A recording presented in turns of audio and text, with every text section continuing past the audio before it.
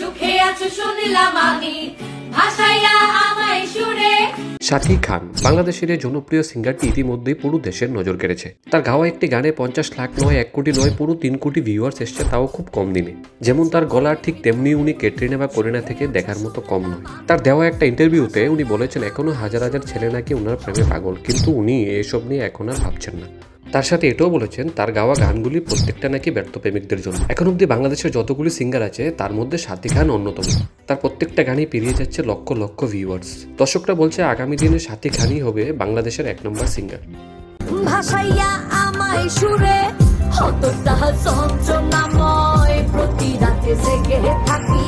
তো আমাদের এলাকায় থাকে, ও তো আমাদের পাশের বাড়ির মেয়ে। এখন এটা বলে, কিন্তু একটা সময় বলতো না, একটা সময় নেগেটিভ ভাবেই বলতো আর কি। তোমার স্মৃতি অন্তরেতে ভাজে